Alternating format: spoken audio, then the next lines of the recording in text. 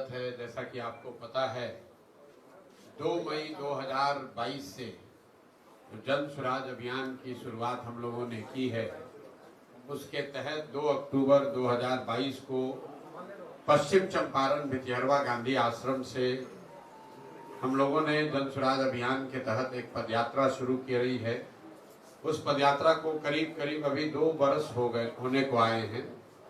इन 2 वर्षों में बिहार के करीब करीब 60% गांव, पंचायत और विधानसभा क्षेत्रों को पैदल अभी तक हम लोग चल पाए। चंपारण से चलकर उत्तरी बिहार के ज्यादातर जिलों को कवर करते हुए अभी हम लोग सुपौल तक पहुंचे हैं। सुपौल के बाद अभी ये पदयात्रा वहां से अररिया, किशनगंज, पूर्णिया, कटिहार होते हुए दक्षिण बिहार में हम लोग पहुंचेंगे और फिर दक्षिण बिहार में भागलपुर, बांका, जमुई, मुंगेर करके उस शाहाबाद की दिशा में आएंगे। लेकिन यहाँ पहुंचने में अभी 6, 8, 9 महीने भी लग सकते हैं, क्योंकि अभी काफी एरिया बाकी है। लेकिन 2 बरस के इस प्रयास में सोशल मीडिया या आप लोगों के माध्यम से बहुत सारे लोग जो साथी जन स्वराज अभियान इस परिकल्पना से जुड़े हुए हैं, उनकी मांग पर मैं आज एक दिन के लिए आज आपके जिले कैमूर में आया हूं। कुछ साथी जो यहाँ जन स्वराज से जुड़े हुए हैं उनसे मुलाकात करेंगे।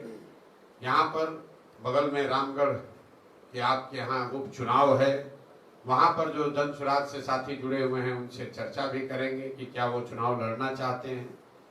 और शाम में यहाँ के प्रबुद्ध लोगों के साथ एक बैठक करेंगे और फिर मैं कल सुबह यहाँ से निकलूंगा। ये पदयात्रा का हिस्सा नहीं है, ये सिर्फ एक परिचय का दौरा है। पदयात्रा जब यहाँ करने आएंगे तो कैमूर जैसे जिले में कम से कम 20 से 25 दिन मुझे लगता है एक जिले को पैदल चलने में। जब यहाँ आएंगे तो उतना समय यहाँ बिताएंगे, गांव-गांव जाना, लोगों से मिलना, जो जन स्वराज की परिकल्पना है, जो सोच है, जो उद्देश्य है, उसको लेकर लोगों को जगाना, समझाना, वो काम जब मैं यहाँ पदयात्रा में आऊंगा तब करूंगा। आज सिर्फ जन स्वराज से जुड़े हुए साथियों से मिलना, उनके सवाल का जवाब देना, संगठन की यहाँ पर रूपरेखा क्या होगी, उनकी भूमिका क्या होगी, इस दिशा में हम लोग बात करने आए हैं। आज की यात्रा का एक उद्देश्य ये भी है कि चूंकि जन स्वराज परिवार से जुड़े हुए लाखों लोगों ने मिलकर ये निर्णय ले लिया है कि 2 अक्टूबर 2024 को जन स्वराज अभियान के माध्यम से जुड़े हुए लोग मिलकर एक नया राजनीतिक दल बना रहे हैं। उस दल में जिन जिलों में पदयात्रा नहीं हुई है, वहां के लोगों के, संगठन से जुड़े हुए लोगों की भूमिका, उनका योगदान क्या होगा, उसको जानने समझने के लिए भी मैं आज यहाँ पर आया हूँ। आपके प्रश्न मैं लूंगा। उससे पहले पदयात्रा का जो संक्षिप्त मेरा अभी तक का अनुभव है, उसको संक्षिप्त 5-7 मिनट में मैं आपसे साझा करना चाहता हूँ। उसके बाद आपके प्रश्न लूंगा।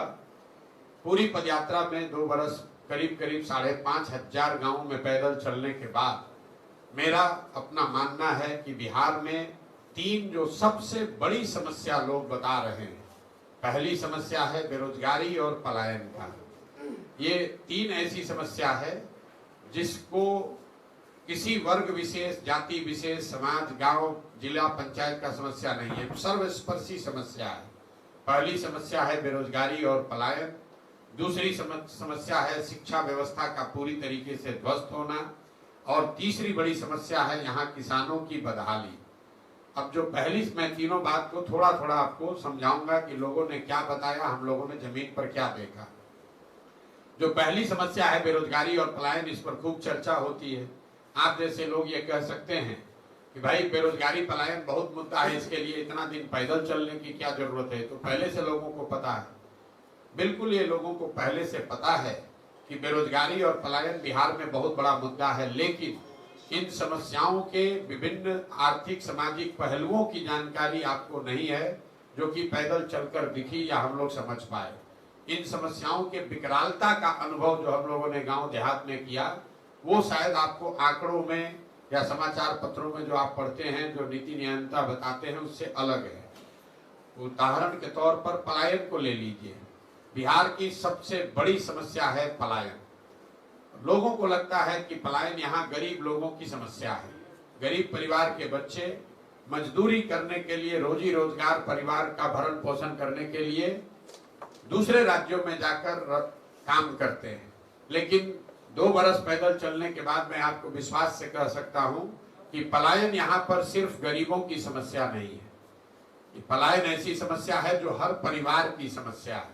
फर्क बस इतना है कि गरीब परिवार के बच्चे मजदूरी करने के लिए बाहर जा रहे हैं और मध्यम वर्गीय परिवार के बच्चे नौकरी और पढ़ाई के लिए बाहर जा रहे हैं। लेकिन बाहर हर परिवार का बच्चा जा रहा है। अगर आपको मजदूरी करना है तो भी बाहर जाना है, पढ़ाई करनी है तो भी बाहर जाना है, नौकरी करना है तो भी बाहर जाना है, इलाज दवा कराना है तो भी बाहर जाना है। पलायन का असर ये है, दशकों से चलने वाले इस पलायन की वजह से लोगों के, समाज के मन में परिवार की परिकल्पना ही धीरे धीरे खत्म हो गई है। हम लोग जब गांव में जाते हैं, शायद ही कोई ऐसा परिवार मिलता है जिसमें माँ बाप, पति पत्नी, बाल बच्चे एक साथ रह रहे हैं। ज्यादातर परिवारों में कोई एक ही या 2 पीढ़ी का आदमी रह रहा है, एक पीढ़ी का आदमी बाहर ही गया हुआ है। आप लोग भी देखते होंगे गांव देहात में, जब हम लोग गांव में चलते हैं, गांव में बच्चे मिलते हैं, बूढ़े मिलते हैं, महिलाएं मिलती हैं, नवयुवक कहीं गांव में नहीं है। ये पलायन की समस्या है। ये सिर्फ गरीबों का मामला नहीं है। दूसरा, पलायन सिर्फ श्रम का पलायन नहीं है। श्रम के पलायन पर खूब चर्चा हो रही है कि कितने लोग जा रहे हैं, लेकिन पलायन का दूसरा जो पहलू है कि श्रम का पलायन इसलिए है क्योंकि यहाँ से बहुत बड़ी संख्या में बुद्धि और पूंजी का पलायन है, जिसका कोई चर्चा नहीं कर रहा है। यहाँ से जो लोग पढ़ लिख गए वो वापस बिहार नहीं आ रहे। और तीसरी जो सबसे बड़ा पलायन है, जो कि श्रम और बुद्धि से भी ज्यादा, वो है पूंजी का पलायन, जिस पर कोई चर्चा नहीं हो रही है। हम लोग सोच रहे हैं कोई बाहर से आकर यहाँ 10,000 करोड़ का फैक्ट्री लगाएगा, 2,000 करोड़ रुपया का फैक्ट्री लगाएगा तो रोजगार मिलेगा। आपको हमको ये नहीं पता है कि पिछले 30 बरस में बिहार के बैंकों ने 26 लाख करोड़ रुपया, इसको याद रखिए, 26 लाख करोड़ रुपया बिहार के लोगों का जमा किया हुआ पैसा बैंकों ने दूसरे राज्यों में भेज दिया। ये सबसे बड़ा पलायन है। तो जो जन स्वराज की सोच है कि जब तक पूंजी का पलायन नहीं रुकेगा, तब तक बुद्धि का पलायन नहीं रुकेगा, जब तक बुद्धि का पलायन नहीं रुकेगा तब तक श्रम का पलायन नहीं रुकेगा। लेकिन अगर पूंजी का पलायन रोक दिया जाए तो बुद्धिमान लोग, जो पढ़े लिखे समझदार लोग हैं, वो पूंजी का उपयोग करके यहीं पर रोजगार के अवसर पैदा करेंगे और उसी से श्रम का पलायन रुक सकता है। तो पलायन की जो बड़ी समस्या है, जिसको हम लोग समझते हैं कि पलायन मतलब मजदूर ट्रेन पर, बस में बैठकर जा रहा है, ऐसी बात नहीं है। बिहार से बहुत बड़े पैमाने पर पूंजी का पलायन हो रहा है, बुद्धि का पलायन हो रहा है, जिसकी वजह से श्रम का पलायन उसका परिणाम है, वो कारण नहीं है। शरीर में इन्फेक्शन है तो आपको बुखार होगा। पूंजी और बुद्धि का पलायन है, इसलिए श्रमिकों को यहाँ से बाहर जाना पड़ रहा है। इसी तरह जो बेरोजगारी है, हम लोग को लगता है कि पढ़ा लिखा आदमी जो घर का गरीब है उसके लिए बेरोजगारी, रोजगार बहुत बड़ा मुद्दा है। ऐसी बात नहीं है। जब हम गांव में चलते हैं तो जो लोग 10 बीघा, 15 बीघा, 20 बीघा के मालिक हैं, बड़ा रोजी रोजगार व्यापार कर रहे हैं बिहार के नजरिए से, वो लोग भी आकर कहते हैं भैया 20,000 रुपया का भी नौकरी का बच्चे को दिलवा दीजिए। 20,000, 25,000 रुपया नौकरी के लिए अपने को बड़ा समझने वाले, बड़ा जो लोग हैं समाज के सामान्य मध्यम वर्गीय परिवार के लोग, वो भी अपने बच्चों के 20,000 रुपए, 25,000 रुपए के नौकरी के लिए भी उतना ही चिंतित हैं जितना सामान्य परिवार के बच्चे परेशान हैं। तो पलायन और बेरोजगारी ये सर्वस्पर्शी समस्या है। दूसरी समस्या मैंने आपको बताई, बिहार में एजुकेशन का ध्वस्त होना। मैं यही बिहार के सरकारी स्कूल से खुद पढ़ा हूं। बिहार में शिक्षा व्यवस्था बहुत अच्छी कभी नहीं थी, लेकिन पहले प्रखंडों में, जिलों में 4, 5, 7, 10 विद्यालय ऐसे जरूर थे जहां पढ़कर आप अपना जीवन सुधार सकते थे। ये लालू नीतीश के 30 वर्ष के समाजवादी शिक्षा व्यवस्था का परिणाम है कि शिक्षा व्यवस्था को समता मूलक शिक्षा व्यवस्था बनाने के चक्कर में जो थोड़ी बहुत स्कूल व्यवस्था थी उसको भी खत्म कर दिया। समता मूलक शिक्षा नीति के नाम पर हर जगह विद्यालयों के भवन बना दिए गए। नतीजा क्या हुआ? जहां भवन है वहां शिक्षक नहीं है, जहां शिक्षक है वहां भवन नहीं है। जहां दोनों है वहां पढ़ाई नहीं है, जहां तीनों है वहां पर बच्चे ही नहीं है। ये इतनी बड़ी समस्या है। कई लोगों को लगता है कि बिहार में शिक्षा व्यवस्था इसलिए खराब है कि यहाँ पर खिचड़ी बंट रहा है। कुछ लोग कहते हैं कि यहाँ का जो शिक्षक है, नियोजित शिक्षक, उसकी गुणवत्ता खराब है इसलिए शिक्षा व्यवस्था खराब है। इन दोनों बातों में पूरी सच्चाई नहीं है। अगर सिर्फ खिचड़ी बंटने से बिहार की शिक्षा व्यवस्था खराब होती तो 6वीं क्लास के ऊपर तो स्कूलों में खिचड़ी नहीं बंट रहा है, वहां पर पढ़ाई क्यों नहीं हो रहा है, आप बताइए। अगर आपको लगता है कि नियोजित शिक्षकों से बिहार की शिक्षा व्यवस्था खराब हो गई तो आप बताइए कि Patna science college, Patna college में पढ़ाई क्यों नहीं हो रहा है। वहां पर तो नियोजित शिक्षक नहीं है, वहां पर तो प्रोफेसर लेक्चरर लोग हैं, वहां पर पढ़ाई क्यों नहीं हो रही है। तो बिहार में शिक्षा व्यवस्था के ध्वस्त होने के पीछे जो मूल कारण है वो है समाज और सरकार। इसको याद रखिए, मैं सिर्फ सरकार को नहीं कह रहा हूं, समाज और सरकार दोनों की प्राथमिकता में शिक्षा कहीं है ही नहीं। गांव में आपके स्कूल में साइकिल का पैसा नहीं आया, खिचड़ी अच्छी नहीं बटी, पोशाक का, किताब का पैसा नहीं मिला तो जाकर आप हेडमास्टर से मारामारी करने को तैयार हैं। लेकिन उसी विद्यालय में गणित का शिक्षक नहीं है, पढ़ाई नहीं हो रही है, तो उसके लिए कोई परिवार जाकर अपने बच्चे के पढ़ाई की बात नहीं कर रहा है। इसी तरीके से सरकार के लिए भी जो शिक्षक और शिक्षण संस्थान हैं वो पढ़ाई का जरिया नहीं है। उनके जरिए शराबबंदी का काम कराया जा रहा है, कभी उनको स्वच्छता मिशन में लगा दिया, कभी उनसे राशन कार्ड बंटवा रहे हैं, कभी उनसे वोटर लिस्ट बनवा रहे हैं। शिक्षकों से वो सारा काम कराया जा रहा है जिसका शिक्षा से कोई सरोकार नहीं है। एक बार इलेक्शन होगा तो स्कूल बंद करके 2 महीना अब स्कूल के कैंपस को इलेक्शन के लिए यूज किया जा रहा है। तो कहीं ना कहीं समाज और सरकार दोनों की प्राथमिकता में शिक्षा है ही नहीं। मैं बार बार कहता हूं कि जब नीतीश कुमार के 18-19 साल के शासन काल का जब इतिहास लिखा जाएगा तो एक पढ़े लिखे व्यक्ति के रहते हुए बिहार में शिक्षा व्यवस्था के ध्वस्त होने को उनके जीवन शासन काल का सबसे बड़ा काला अध्याय बताया जाएगा। ऐसा क्यों? ऐसा इसलिए कि कल होकर एक अच्छी सरकार आ जाए, नीतीश कुमार हट जाए, कोई अच्छी सरकार आ जाए, संभव है कि रोड टूटा हुआ है वो बन जाएगा, नहर में पानी नहीं है वो आ सकता है, लोगों को रोजगार मिल सकता है। लेकिन जो 2 पीढ़ी के लोग इस ध्वस्त शिक्षा व्यवस्था से पढ़कर निकल गए, अब अगर एक अच्छी सरकार आ भी जाए तो भी अब उनका जीवन सुधरने वाला नहीं है।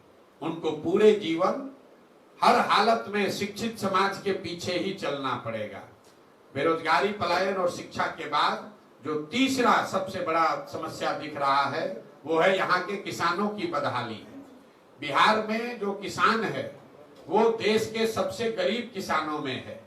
इसका मूल कारण क्या है? इसके मूल कारण 3 हैं जो हम लोगों ने जमीन पर देखा। सबसे बड़ा कारण है कि बिहार में आजादी के बाद बिहार देश के एकमात्र वैसे बड़े राज्यों में है जहां भूमि सुधार को लेकर कोई काम, कोई प्रयास नहीं किया गया है। पूरा जो भूमि सुधार राजस्व का विभाग है वो अंचलाधिकारियों, उनके साथ जुड़े हुए 1-2 कर्मचारी और 5-7 अटर्नी जो विशुद्ध तौर पर दलाल हैं, इन्हीं के कंधों पर पूरी भूमि की यहाँ व्यवस्था है। नतीजा क्या है? यहाँ 1/3, ये आंकड़ा याद रखिए, जितनी खेती योग्य जमीन है उसमें 1/3 जमीन के मालिकाना हक को लेकर डिस्प्यूट खड़ा है। या तो परिवारों में झगड़ा है, या मामला कोर्ट में है, या सरकार और जो जिसके पास जोत का अधिकार है उसके बीच में लड़ाई चल रही है। भूमि सुधार के लागू नहीं होने से भूमि की, जमीन की जो प्रोडक्टिविटी है वो कम है। अगर आपके पास जमीन है भी तो आप उस पर लोन नहीं ले सकते हैं, जमीन है भी तो उसको बेच नहीं सकते हैं, उसका क्लियर ओनरशिप फिक्स नहीं है।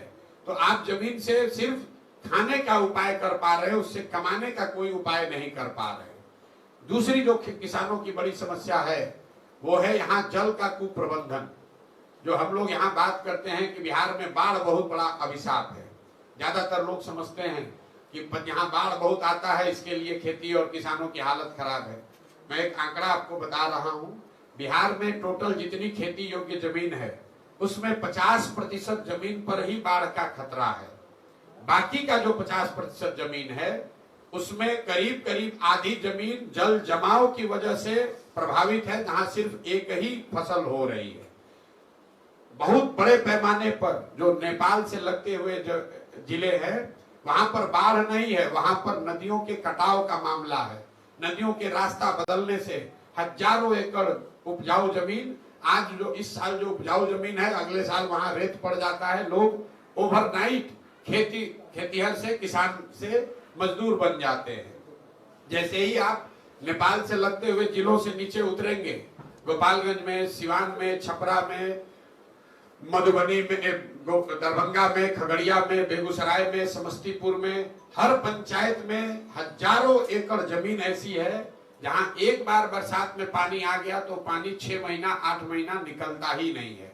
तो मैं आपको ये बताना चाह रहा हूं कि बिहार में जितनी बड़ी समस्या बाढ़ की है उससे भी बड़ी समस्या खेतों में जल जमाव की है। बाढ़ है तो वहां 3 दिन पानी आया फिर भी कुछ हो जाएगा, लेकिन जो जल जमाव है वो परमानेंट व्यवस्था है, परमानेंट परेशानी है। उस खेत से जहां 2 फसल 3 फसल हो सकता था वहां एक ही फसल हो रहा है। दक्षिण बिहार में सूखे की बहुत बड़ी समस्या है, सिंचाई की समस्या बहुत है। एक आंकड़ा और याद कर लीजिए, बिहार देश का एकमात्र ऐसा राज्य है जहां पिछले 10 वर्ष में सिंचित भूमि की मात्रा 11% से कम हो गई है। जैसे आप गांव देहात में यहां देखते होंगे, लोग बताता है कि नहर में पहले पानी आता था, आजकल पानी नहीं आता है। तो नहरों के रख रखाव में जो कमी आई, जो नलकूप की व्यवस्था में कमी आई, उसके वजह से 11% सिंचित भूमि आज सूखे के चपेट में है।